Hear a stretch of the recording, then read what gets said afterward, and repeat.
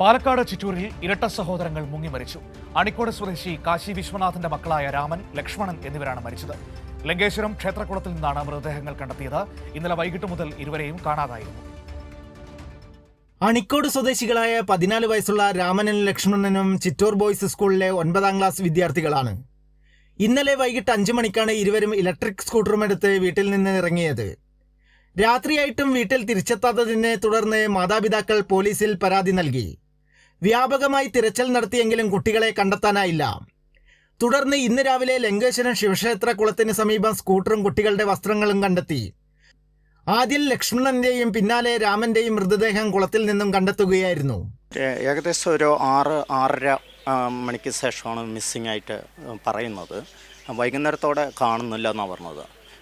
അവരൊരു birthday party വേറൊരു കുട്ടിൻ്റെ നടക്കണ്ടായിരുന്നു. അപ്പോൾ അത് സംബന്ധിച്ച് കുട്ടികൾ വെളിയിൽ വരികയായിരുന്നു. പക്ഷെ അവിടെ എത്തിയില്ല എന്നാണ് അല്ലേ സാർ ഇൻഫർമേഷൻ? അവിടെ എത്തിയിട്ടുണ്ടായിരുന്നു രാവിലെ. പിന്നെ ഞങ്ങൾ രാവിലെ നേരത്തെ ഇറങ്ങി കുട്ടികളെ എവിടെയെങ്കിലും ഉണ്ടോ എന്നുള്ളത് തിരയാൻ വേണ്ടി പോലീസ് തിരയുന്നുണ്ട്. ഒപ്പം നാട്ടുകാരെല്ലാവരും തന്നെ ഇറങ്ങി തിരയുന്നുണ്ട്.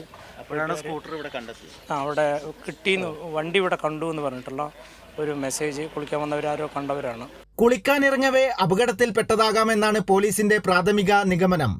കുട്ടികൾക്ക് നീന്തൽ അറിയില്ലെന്നാണ് വിവരം. പാലക്കാട് ജില്ലാ ആശുപത്രിയിൽ പോസ്റ്റ്മോർട്ടം നടത്തി മൃതദേഹം ബന്ധുക്കൾക്ക് കൈമാറും. ചിറ്റൂർ പോലീസ് അന്വേഷണം ആരംഭിച്ചു. കൈരളി ന്യൂസ്, പാലക്കാട്.